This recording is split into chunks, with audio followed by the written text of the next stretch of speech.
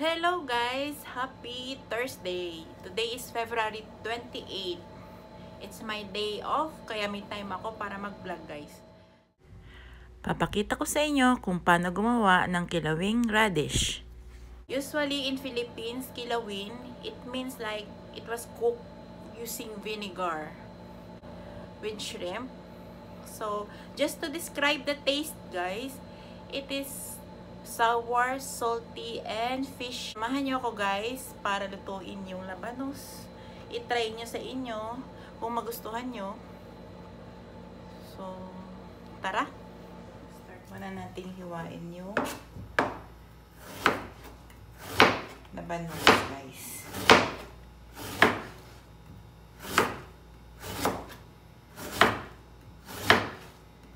Yung mga mahilig sa gulay, pwede ninyong i-try ito. As in, masarap siya. Makalimutan nyo yung pangalan nyo. Char! Mura, mabilis, malinamnam.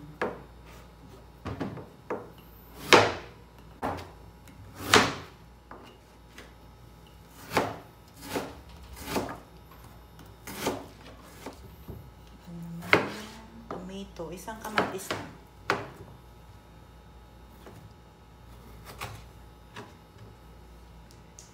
Then, gigisa rin naman natin kahit anong klaseng slice lang siya.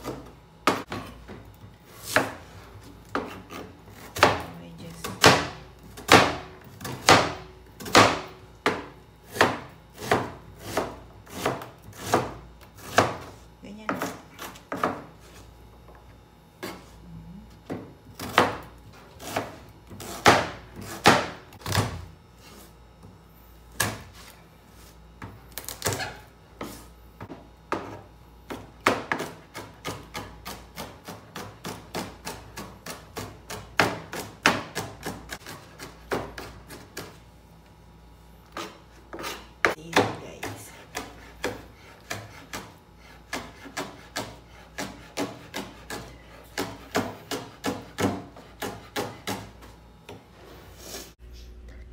So, ito na po yung ating hipon guys. Actually, matagal ko na po itong stock sa freezer. Mga ilang days na din. So, hihimayin lang natin siya. Tanggalin natin yung head part at saka yung skin.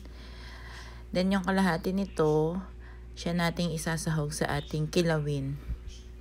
Then, yung kalahati, maybe gagamitin ko sa ibang dish.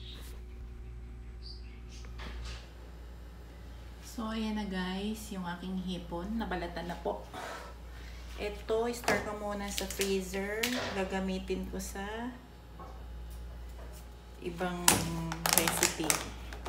Then, this one I will use for my dish today. Tignan natin kung ano yung maingay guys. Guys, ayan yung maingay. Hindi pa ako makapagtuloy ng vlog ko. Kasi hindi nyo ako marinig. Yan ang aking mister. Ginagawa niya ang aming smile talaga siya. Yan po yung aming terrace. Sinarahan na niya para extension namin. Gagawin namin walk-in closet yan. Kasi masyadong masikip na ang mundo. Guys, yan yung wallpaper, oh. Ganda, diba? Brick wallpaper. Hindi ko pa lang siya tapos.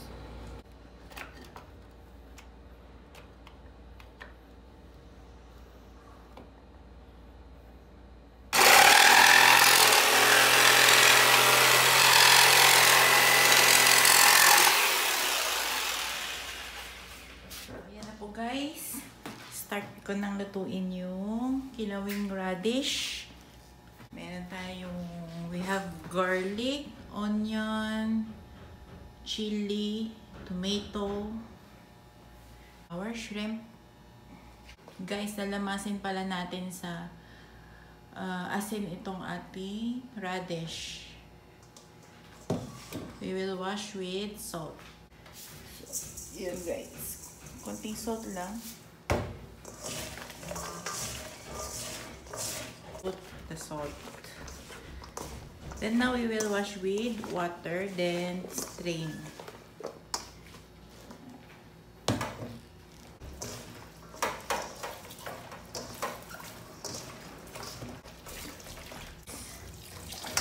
We'll strain it.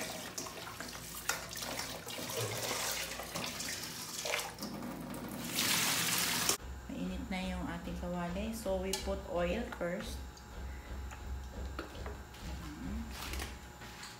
Lagi nilang, sabi nila, unahin yung onion kasi mabilis siyang, yung garlic, mabilis masunog. Pero garlic pa rin ang start ko.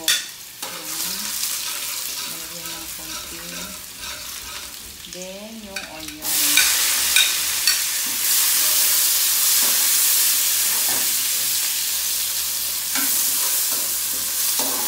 Then, na natin yung tomato.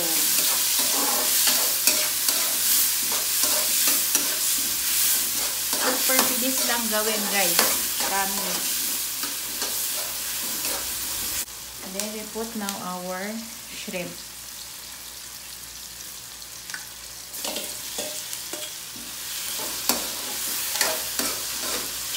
And we will put now our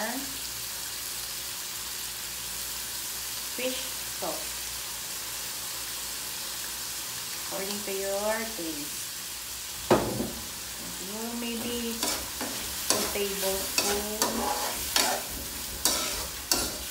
Nilagay ko. Bango guys. Promise. Tingnan natin yung radish.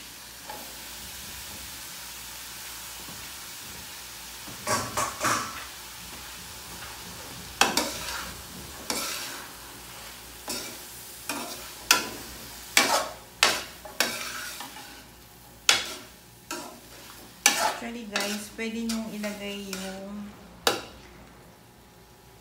pinagdikdikan nyo ng balat ng hipon as your sabaw. Konti. Or i-blend nyo yung balat, then strain it. Gamitin nyo as your sabaw. Me, I will just use plain water. Medyo kasi masyadong makolesterol yung sabaw ng hipon. Lagyan natin ng water.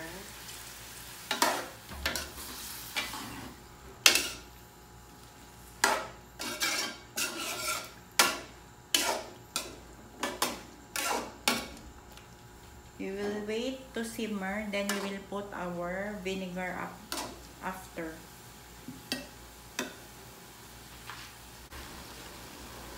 So guys, lagyan na natin ng suka. Maybe like half a cup of vinegar.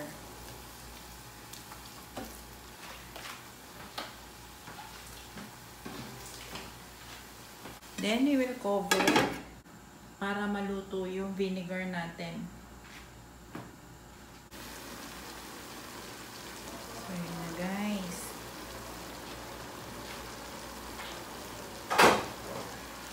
Kung na siya, we can now mix.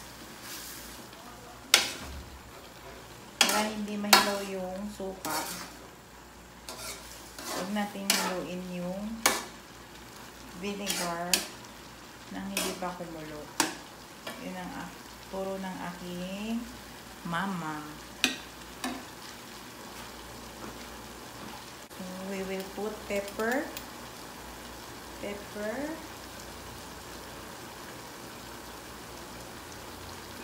To taste.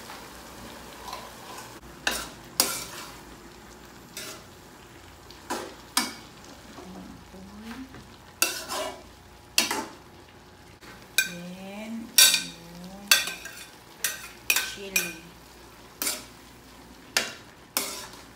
Para umahang na siya. Naluto na rin yung chili. So, yan lang natin guys, lumambot yung labanos. Yan na guys. Luto na po ang ating kilawin na radish. Kilawin labanos.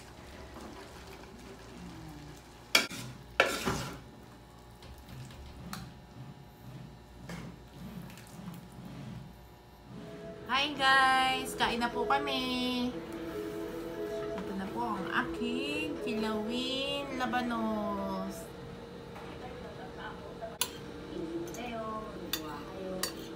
Pero naman talaga kapag ito ka universe, dapat pag-usan mo lang.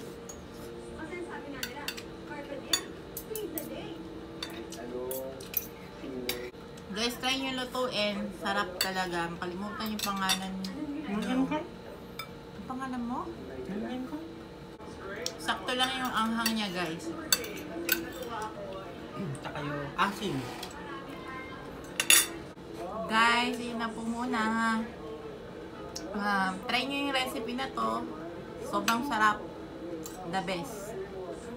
Pwedeng pulutan, pwedeng ulam. Guys, huwag niyong kalimutan mag-subscribe, mag-like, mag-comment down below kung anong gusto niyong try kong recipe. And hit niyo yung notification bell guys para sa mga video update. Excuse me. Hindighay ako. Thank you sa mga subscriber ko. Hi sa inyo. Kita-kits sa susunod na video. Bye!